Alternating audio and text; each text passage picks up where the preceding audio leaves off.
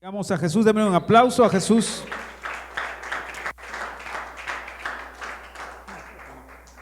Y pueden tomar sus lugares, sí, no se preocupen, pueden tomar sus lugares, muchas gracias.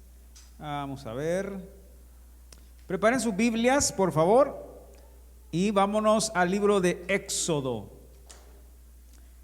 Pero antes de irnos al libro de Éxodo, por favor, preparen, dejen un dedo en el libro de Éxodo y vámonos a los Salmos. Salmo 139. Me llamó la atención algo que dijo Jamie. Ella dijo que cuando ella había estado atrás en el tiempo de la alabanza y que estábamos bendiciendo el nombre del Señor, ella sintió el Señor como el Señor le mostró ella pudo ver claramente cómo el nombre del Señor la rodeó o la rodea. Eso fue lo que dijiste, ¿verdad? Pues eso es bíblico. Se lo voy a explicar antes de eso y lo voy a decir porque este es un mensaje que yo no sé por qué nunca lo prediqué, fíjense. Porque resulta ser que lo tengo con fecha del 2019 y lo tengo completo y nunca lo prediqué aquí, no sé por qué. Pero se lo voy a dar en parte ahorita. Vámonos al Salmo 139. Sentí el Señor mencionarlo porque curiosamente, fíjense que he estado preparando unas cosas que yo espero en el Señor que pronto pueda dárselas. No sé si les gustaría o estarían encantados con aprender de eso. ¿Se acuerdan que hace años aprendimos acerca del nombre cuadrangular, tetragramatón? ¿Sí? Pues sentí en mi corazón preparar unas notas por escrito de esos mensajes, pero ampliando un poco más algunas cosas. ¿Por qué hacemos lo que hacemos? ¿Por qué cantamos Yud Hei Vav Hei? Bendito sea su nombre. ¿Por qué lo levantamos? ¿Por qué lo adoramos? ¿Por qué lo alabamos? ¿Por qué lo cantamos? Todos, creo yo, ya lo han escuchado de alguna otra forma porque lo hemos explicado. Pero esas notas prometen ser largas por lo visto, porque creo que son 6 mensajes y cada mensaje creo, porque ya escribí 1 o 2, ya transcribí 1 o 2, ya llevan 30 páginas entre los 2 mensajes. Entonces, si son 15 por cada mensaje, por 6 serían ¿cuánto? Lo bueno en matemática, 90. Serían 90 páginas de esas notas.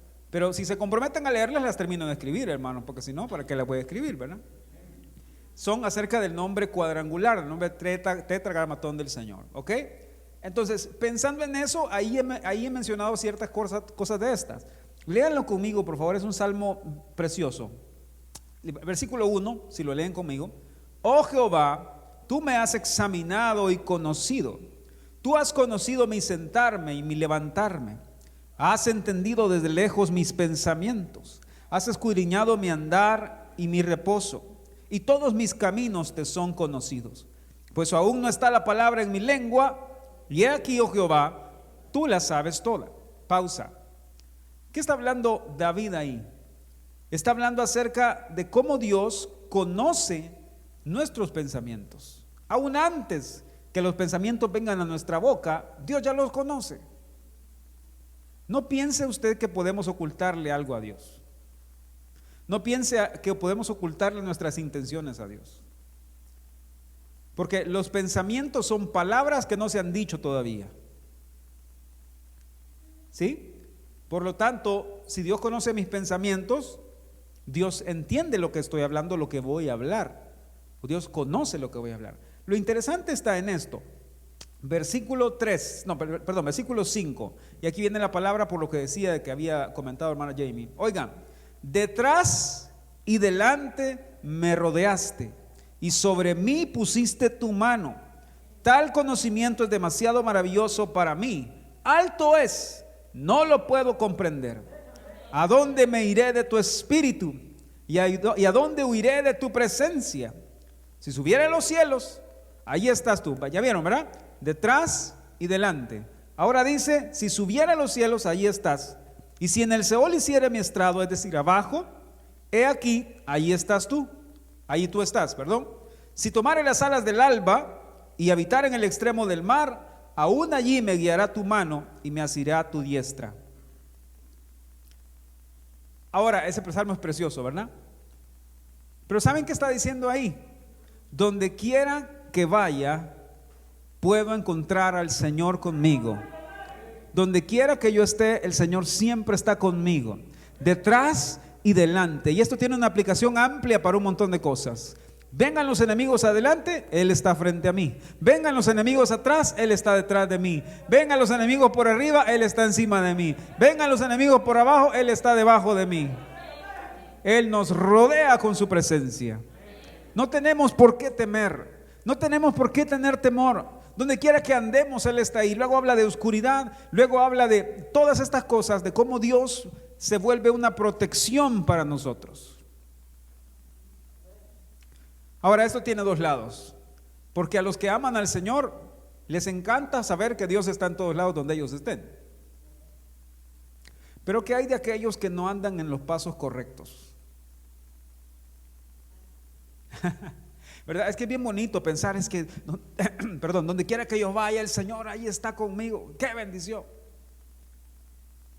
Pero ¿qué hay cuando yo no quiero hacer lo que agrada al Señor? ¿Me agrada que el Señor esté en todos lados? Perdón. Está bien, aquí tengo agua, gracias. Oigan, cuando no hago lo que Dios quiere que haga, ¿me beneficia que el Señor esté en todos lados?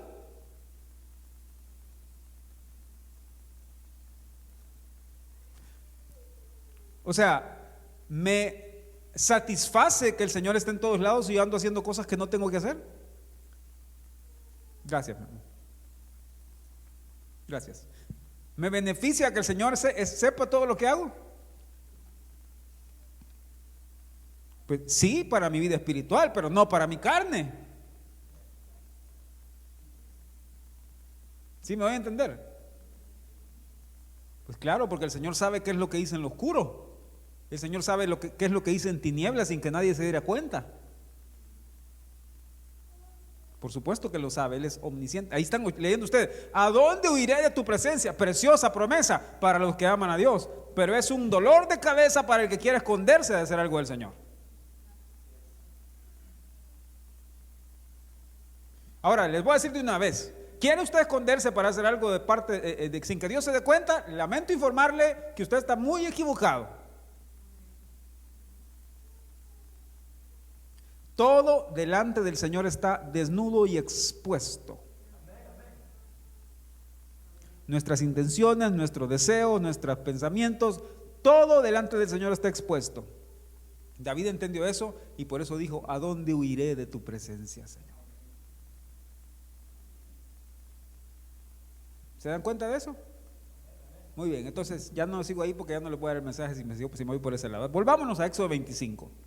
Pero quería mencionarlo porque, ¿qué creen? También está conectado con esto, por supuesto que sí. Y voy a cumplir mi palabra. La semana pasada les dije que les iba a mostrar o les iba a abrir el tema del arca del pacto, ¿verdad? Y es un tema largo, precioso, es fascinante. Pero no me interesa tanto los términos, ¿qué diríamos?, técnicos de las descripciones, características del arca, porque eso lo vamos a estudiar en nuestros estudios de jueves próximamente el otro año seguramente. Entonces no me voy a detener en eso ahorita. Éxodo 25. Entonces vamos a hacer una cosa. A ver, ¿cómo lo puedo poner de modo que sea más fácil para que todos que lo podamos entender? Vamos a ver. Entonces tenemos un arca del pacto. Ok. Vamos a hacer tres cosas que vamos a aprender acerca del arca del pacto, ¿ok? Número uno, vamos a aprender la sombra, tipo o figura. Número dos, vamos a aprender el cumplimiento en Cristo.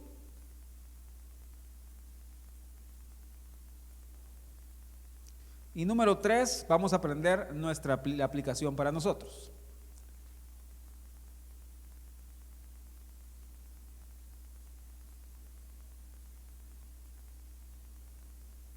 ¿Ok?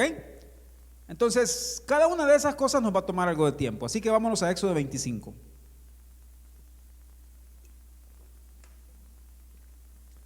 Cuando lo tengan me dicen amén. Ahora, ustedes saben que habían 7 muebles en el tabernáculo de Moisés. ¿Sí? ¿Quién se pone de pie y me los dice los 7 muebles? Sin pena. Pónganse de pie y me los dicen en orden. Sí, Natalie. Va.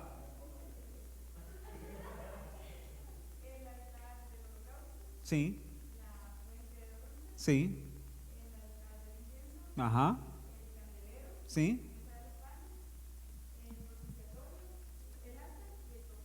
Bien. Démosle un aplauso por favor a nuestra hermana Natalie. Hay 3 lugares en el tabernáculo, ¿cierto? 3 divisiones en el tabernáculo. Hermana Jamie los mencionó hace un ratito, pero alguien que se ponga de pie y me diga cuáles son los 3 tipos o las 3 divisiones del tabernáculo. Alguien que se ponga de pie. Dale. Muy bien, gracias. Un aplauso a Fernando también, por favor.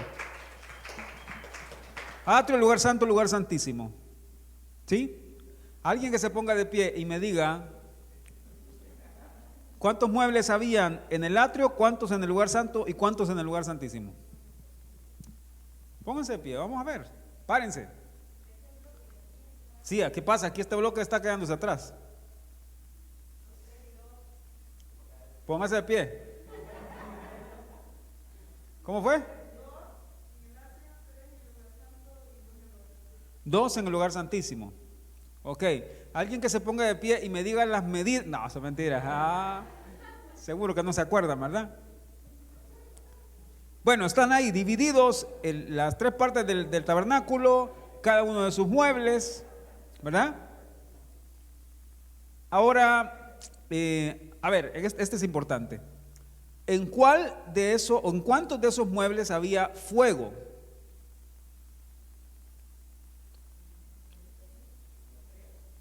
¿Seguros que en 3? Había una, tal vez no fuego, pero una especie de fuego. ¿Alguien que se ponga de pie y me diga cuántos?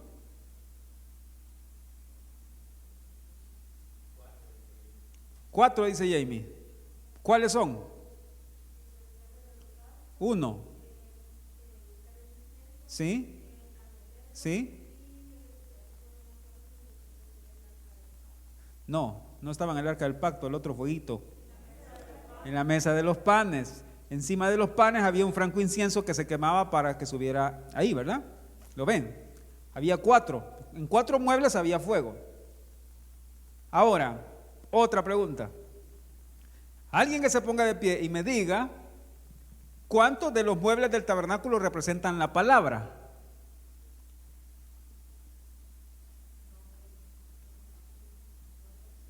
¿2? ¿Alguien dijo 2? No. ¿Quién dijo 3? No. Todos. ¿Quién dice todos? No, tampoco. Como que era lotería, hermanos. No. 1, no.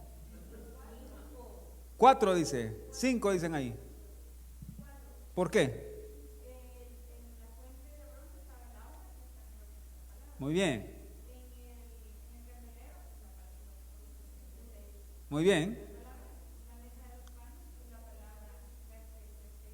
Ajá.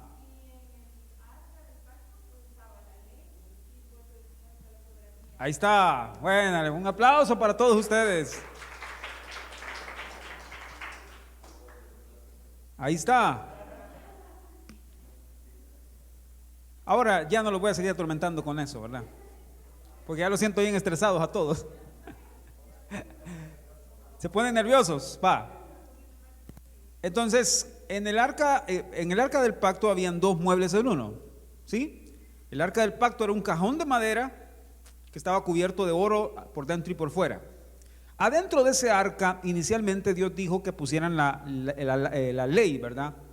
O las tablas del testimonio, dice, que recibió Moisés. Eso iba dentro del arca. Posteriormente después pusieron la vara de Aarón que floreció y el maná escondido. Pero inicialmente se puso ahí la ley, ¿verdad? Las tablas del testimonio del Señor. Y sobre esa caja de madera iba una plancha que tenía los dos querubines, que se llamaba el asiento de misericordia o el propiciatorio. ¿Ok? Entonces, estamos aprendiendo sobre crecimiento. Hemos ido cada uno de los muebles aprendiendo cada una de las aplicaciones espirituales en la práctica. Pero el arca del pacto, queridos hermanos, representa la soberanía, el gobierno, la cabeza de Cristo. A ver, entonces hagamos un ejercicio un poco más práctico para que participen y puedan verlo, porque he pensado qué otra manera les puedo introducir el arca del pacto de modo que lo puedan entender todos. Piensen por un momento, cuando yo les digo la soberanía y el gobierno de Cristo, ¿qué entienden ustedes? Su plan, su plan, dice hermana Karina. Muy bien. ¿Qué más entienden ustedes por la soberanía de Cristo? Vamos, hermanos. ¿Perdón? Que nuestra carne debe morir y Él gobernar en nosotros. ¿Qué más entienden por la soberanía o la jefatura de Cristo? El gobierno de Cristo es control, que Él reina por sobre todas las cosas, ¿cierto? Esto representa el arca del pacto, representa la soberanía de Cristo. Pero lo que nos enseña el tabernáculo de Moisés, queridos hermanos, es que no puede haber una soberanía de Cristo sobre nosotros sin antes no ha habido un desarrollo, un crecimiento a morir a nosotros mismos, al lavacro de la palabra, a la oración, al estudio de la palabra, al poner en práctica la palabra. ¿Sí? Yo no puedo llegar a pensar que el arca del pacto va a ser una soberanía de Cristo sobre mi vida si yo no oro, si yo no leo, si yo no muero, si yo no voy a diario a estudiar la palabra, a poner por obra la palabra. Y lo voy a mencionar y voy a dar crédito para esto porque me lo dijo mi esposa un día de estos y ella lo leyó de la doctora Hicks y lo voy a mencionar porque estoy hablando de esto. Viene mi esposa y me dice, fíjate que aprendí algo nuevo de la doctora, qué raro, ¿verdad? Que aprendemos cosas nuevas de la doctora si ella sale con cada cosa. Dice la doctora, decía la doctora Hicks en sus mensajes, que uno hace el trabajo de venir a orar en el lavacro, ¿cómo? Limpiando nuestras manos y pies, ¿verdad?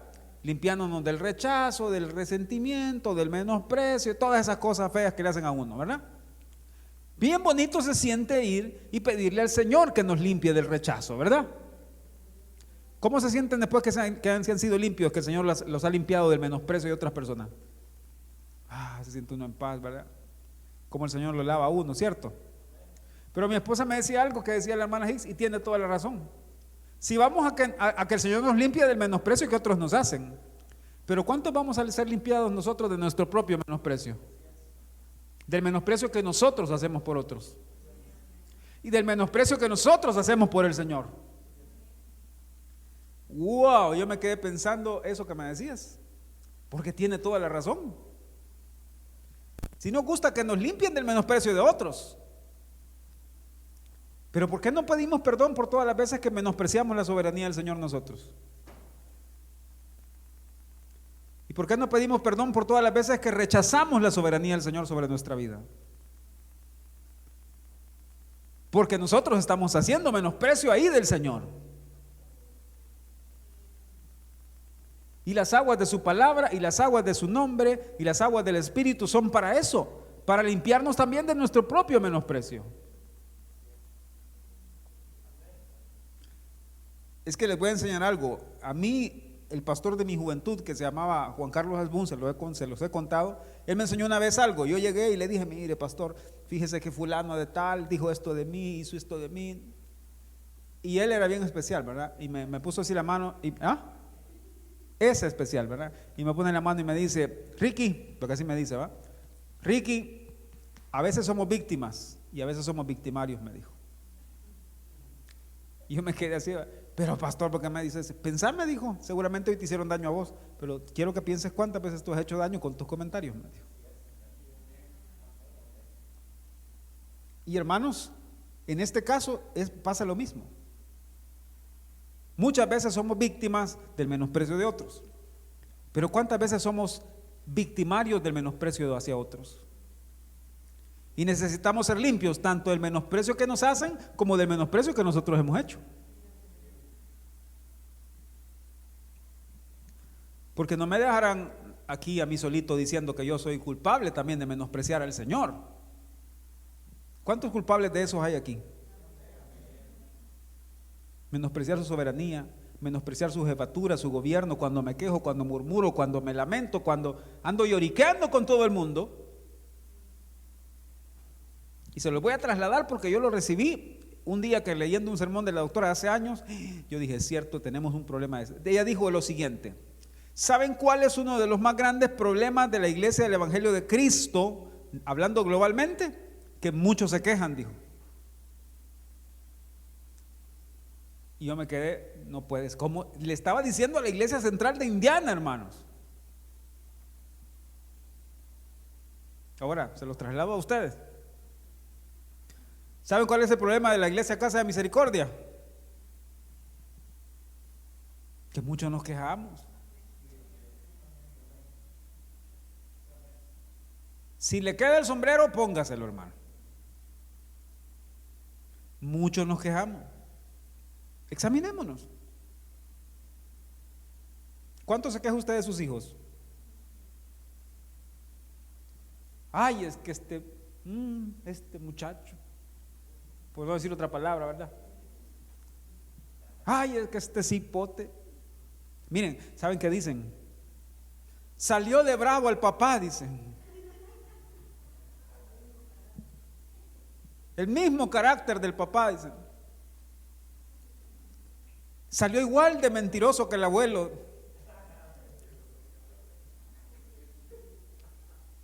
¿Ah? ¿Cuánto nos quejamos de nuestros hijos? De lo que no son, de lo que no tienen, de lo que no pueden, de lo que no hacen, de lo que quisiéramos que hicieran. ¿Cuánto nos quejamos de nuestro esposo? Va.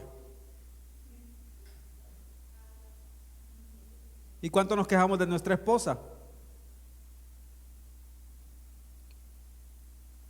¿Saben por qué terminamos tan frustrados? Porque nos estamos quejando todo el tiempo. Hasta del trabajo se quejan, hermanos. Es que yo creo que yo sería diferente si yo trabajara en Microsoft. Ahí me fuera bien. ¿Le estoy hablando mentira o verdad? ¿Cuál es nuestro mayor problema?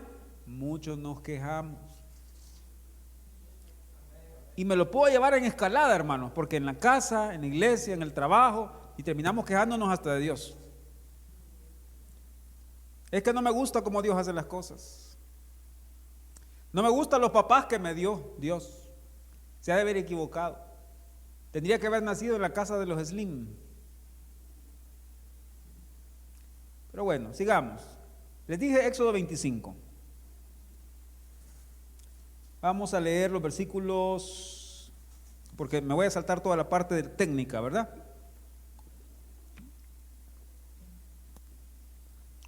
A ver, vamos a leer los versículos, déjenme ver, 15. Está hablando acerca de que iba a ser un cajón, ¿verdad? De madera, iba a tener varas, iba a tener anillos, iba a tener pues una especie de espacio para guardar cosas. Y vean lo que dice el versículo 15: las varas quedarán en los anillos del arca, no se quitarán de ella, y pondrás en el arca el testimonio que yo te daré. Si pueden subrayar ahí donde dice el testimonio que yo te daré. Esa es la instrucción de Dios para el arca del pacto. Ya les expliqué cuál era ese testimonio. Hermanos, ¿cuál era ese testimonio? Las tablas de la ley. Ahora, noten esto. Moisés subió al monte Sinaí, ¿se acuerdan? 40 días. Ayunó y el Señor le dio la ley. Luego Moisés vino para abajo, ¿verdad? Venía para abajo y en su ausencia el pueblo de Israel tuvo la brillante idea de hacer un becerro de oro. Y dijeron: este becerro de oro es el que te sacó de Egipto, oh Israel. Él es Jehová nuestro Señor. Imagínense. Le pusieron el nombre de Jehová a ese ídolo. Dijeron que ese ídolo los había sacado de Israel, de Egipto, perdón. Entonces viene Moisés y venía con Josué, y entonces ustedes saben la historia, ¿verdad? Se enojó cuando vio lo que estaban haciendo con el becerro, por el desenfreno que tenían en ese lugar, y lo que hizo fue con las tablas de piedra, ¡guau!, las quebró en enojo. Entonces Dios, tan amoroso, le dijo: Moisés, nadie te dijo que las quebraras, Moisés, ¿verdad? Entonces ahora vamos a hacer un cambio, Moisés le dijo. Vas a subir otra vez al monte, pero tú te vas a preparar unas tablas y las vas a alisar, te las vas a pedir y las vas a traer. Las primeras tablas fueron escritas con el dedo de Dios. Las segundas tablas le costaron a Moisés. Esa ya no la quebró. Eso les deja saber que lo que cuesta se valora. Ahora había una diferencia, saben ustedes, porque la segunda vez que Moisés bajó con las tablas, su rostro venía diferente. Él ya no fue el mismo con esa experiencia. Fueron esas tablas que Moisés no rompió las que se llamaron el testimonio que metieron en el arca. ¿Ok? Ahora, ¿por qué es importante esto? Vámonos a número 7. Esto lo dije la semana pasada, pero lo vamos a seguir ampliando un poco más hoy. El tiempo me está consumiendo, así que vuelen rápido.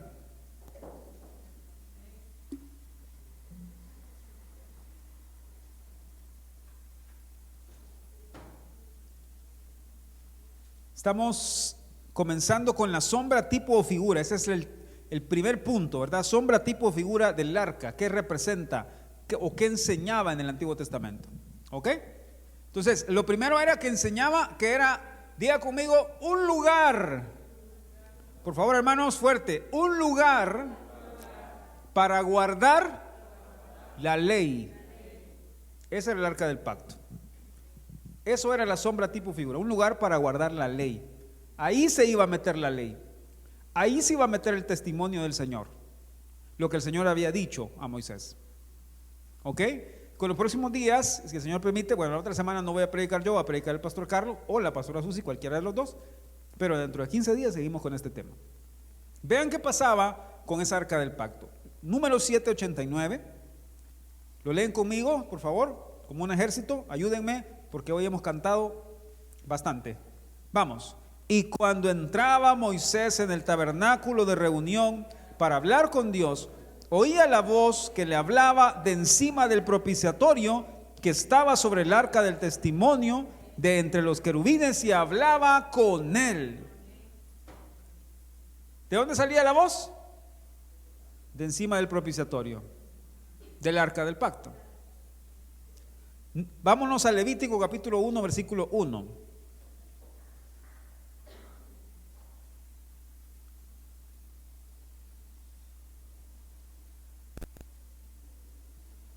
Levítico 1:1, por favor. ¿Están aprendiendo algo, hermanos?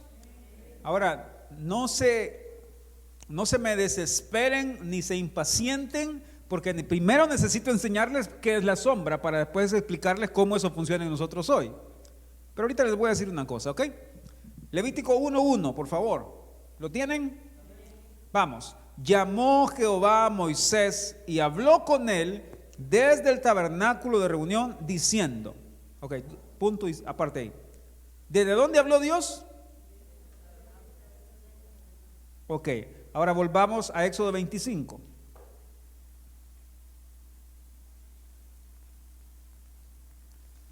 Éxodo 25, 21. Este no es mi tema de hoy porque este es el séptimo mueble, el propiciatorio. Lo vamos a ver después en detalle, pero ahorita quiero que vean algo ahí. 25, 21. ¿Lo tienen? Leamos, sí, es el 21, correcto, ahí. Vamos a ver.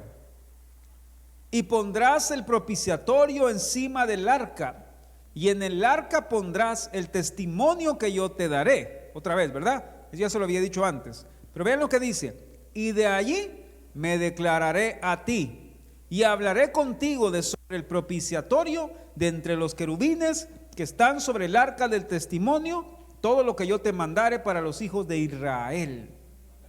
Ahora, ya dejé bien establecido el punto de que el arca y el propiciatorio servían, digámoslo así, de un lugar para guardar la ley, para guardar el testimonio.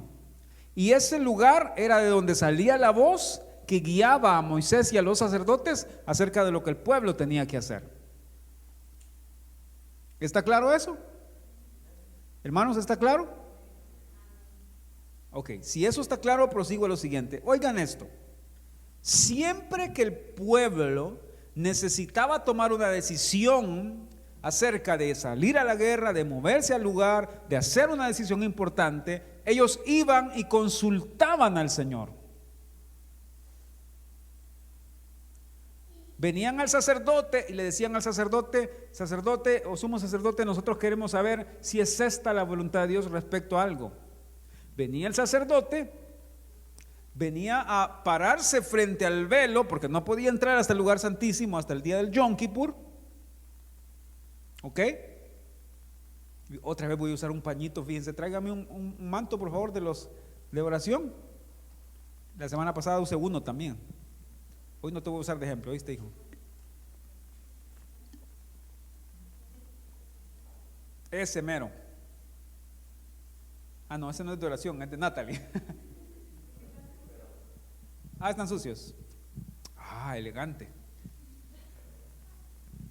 Entonces, había un velo, ¿verdad? Obviamente es mucho más alto, ya saben, ya lo hemos explicado eso.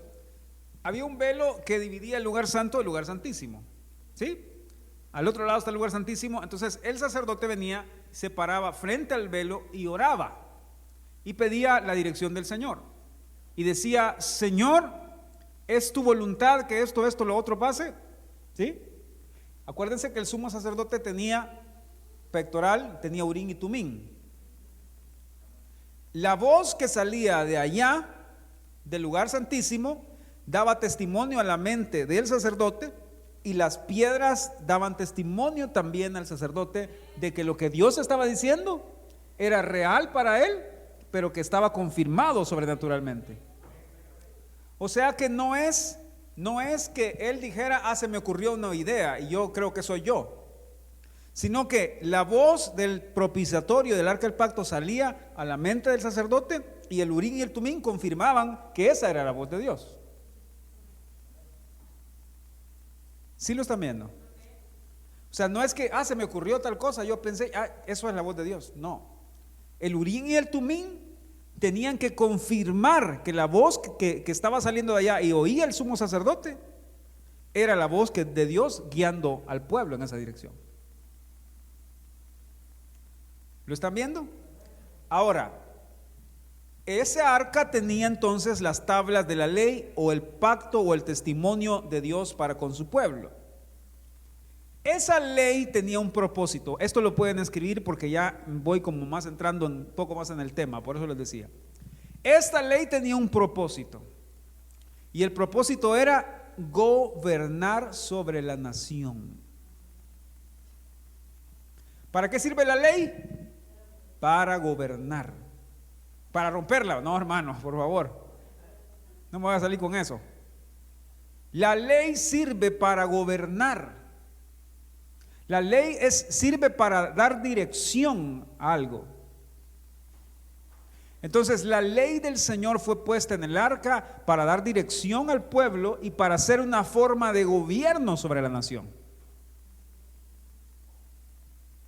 Ahora, apunten esto es importante porque esto es la base, como les digo, para todo lo demás que viene. Esa ley iba a gobernar las acciones del pueblo. Ellos se iban a regir por esas acciones. Si la ley decía no matarán, ellos tenían prohibido matar. Si la ley decía no robarán, ellos tenían prohibido robar.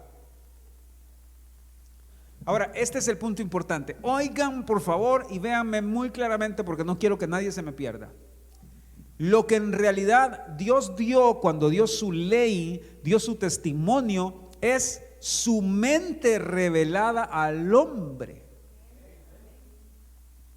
Dios le estaba revelando al hombre su mente o su voluntad.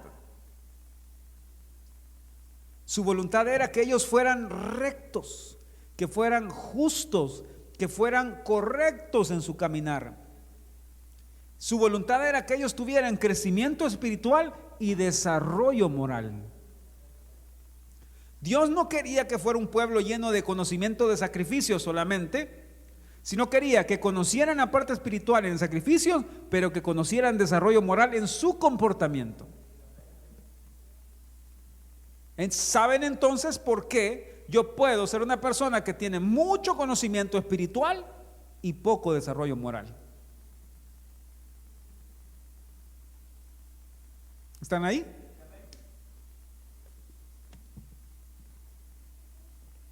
¿Qué fue lo que pasó entonces con el pueblo de Israel? Conocían todo sobre la ley, conocían todo sobre los sacrificios, pero no tenían desarrollo moral. Porque le daban rienda suelta, hermanos. ¿Cuál es a veces nuestro pecado? Es que tenemos mucho conocimiento espiritual, pero nuestra vida no da testimonio de ese crecimiento espiritual. ¿Alguien dice amén a eso?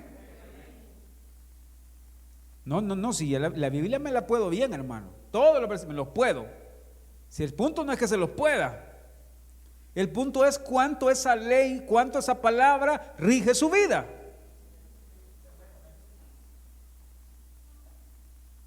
¿Sí me voy a entender? Entonces, la mente de Dios fue revelada en el arca, en la ley. Era una revelación de Dios a la mente, al hombre, de la mente de Dios. Y ahí estaban todos los preceptos. Ahora, punto número 2, y con eso voy a terminar y no lo voy a dar todo, solo voy a introducirlo.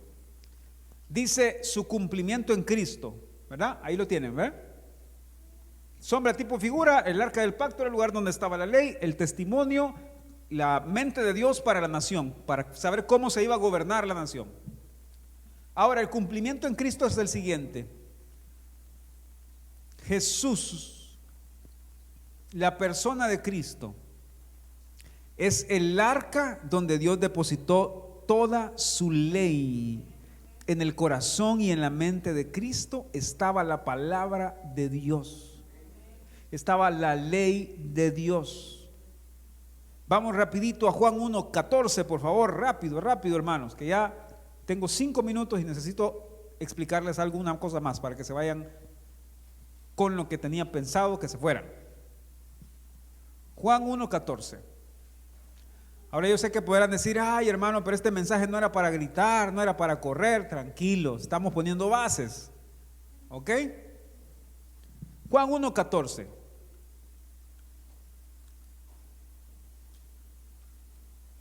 ¿Lo leen conmigo?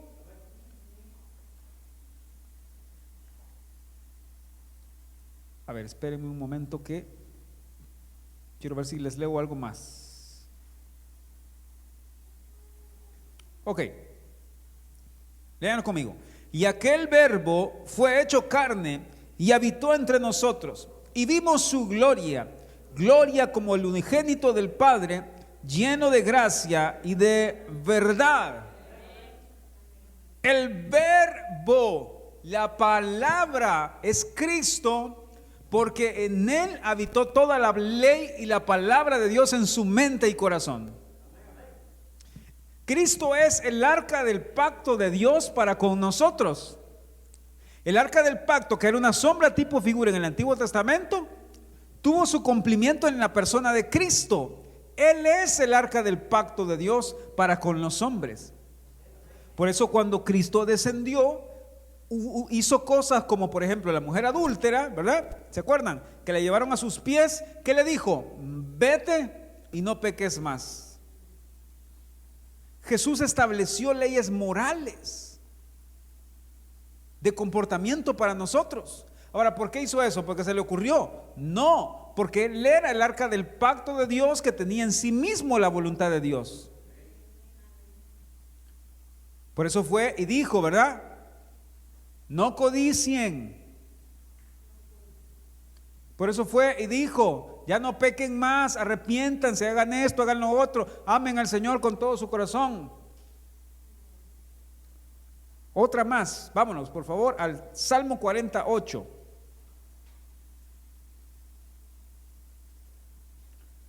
Vean esto, les estoy comprobando con la Biblia lo que les estoy diciendo.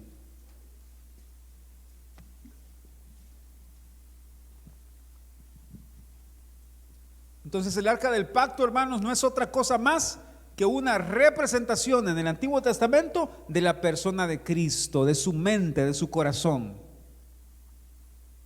Salmo 48, ¿lo tienen? El hacer tu voluntad, Dios mío, me ha agradado. ¿Qué dice ahí? Wow. ¿Ven lo que les estoy diciendo? En la mente y corazón de Cristo, lo único que estaba era el testimonio de su Padre, la ley de su Padre, la palabra de su Padre, la mente de su Padre. Una más y terminamos. Isaías 55.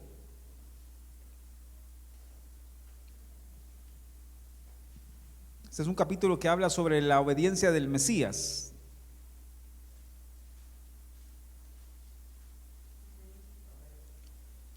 ¿Lo leen conmigo? Bueno, todavía faltan unas paginitas por ahí.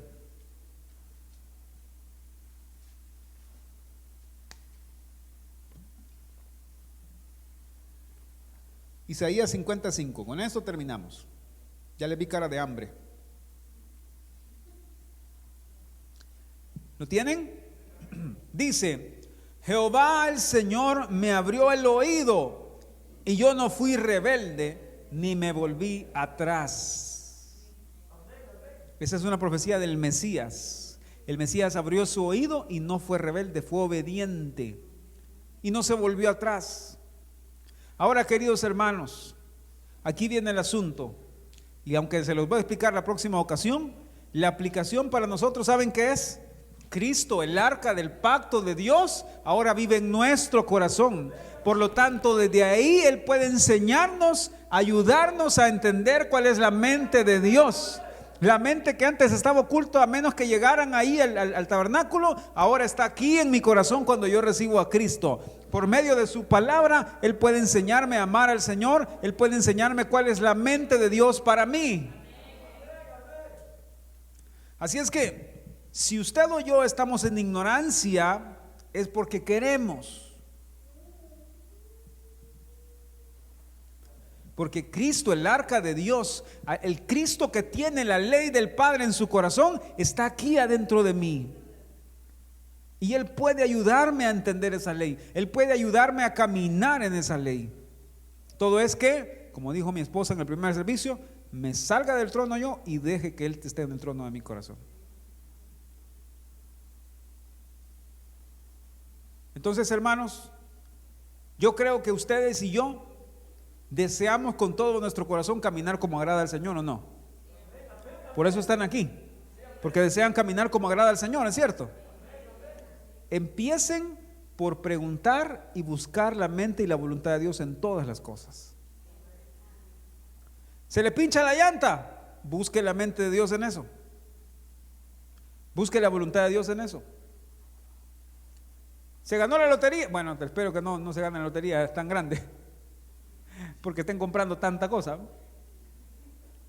Le dieron un regalo, busque la voluntad de Dios en eso.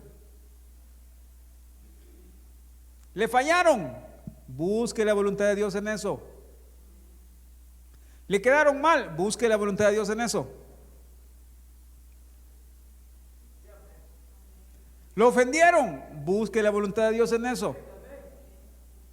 Lo rechazaron, busque la voluntad de Dios en eso. Le pagaron menos,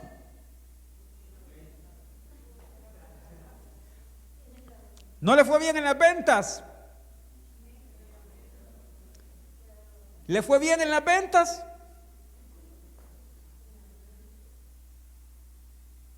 ¿Sí me voy a entender? De modo que la ley del Señor, la palabra, la voluntad del Señor rija nuestras vidas por completo. Y es bien fácil. ¿Quieren que les dé la respuesta de una vez? Te lo voy a resumir. Vale, les voy a hacer la tarea yo, pues va. Dar gracias en todo, porque esta es la voluntad de Dios. Vaya, ya se la resumí, pues la tarea ya. ¿Qué tenía que hacer entonces? Ay, Señor, gracias, Señor, te bendigo, Señor, tú eres bueno. No lo entiendo, Señor, no me gusta, no lo quiero, pero gracias, Señor. Tú eres bueno en gran manera y nunca vas a hacer nada que me dañe a mí, Señor. Y cuando hacen eso, han descubierto cuál es la voluntad del Señor. Encontrar el bien de Dios en todas las cosas. Ese es el arca del pacto. El arca del pacto es entender cuál es la mente y voluntad de Dios detrás de todas las cosas, buscando su dirección. Y entonces entienden por qué Apocalipsis 14 dice: estos son los que siguen al Cordero por donde quiera que Él va. ¿Lo ven? Ellos son los que siguen al Cordero, los que andan buscando. Señor, aquí era. Señor, aquí es. Esto me tengo que poner, esto tengo que decir, esto tengo que hacer. ¿Cómo me tengo que ir para acá? ¿Cómo tengo? Señor, muéstrame. ¿Qué quieres que lea? ¿Qué quieres que estudie, Señor? ¿Qué quieres que hable? ¿Quieres que obedezca en esto? ¿Quieres que me sujete en esto? ¿Qué quieren que les diga? Ese es el camino de la esposa. No les estoy diciendo vengan a preguntarme a mí, porque yo capaz que los mando a equivocarse.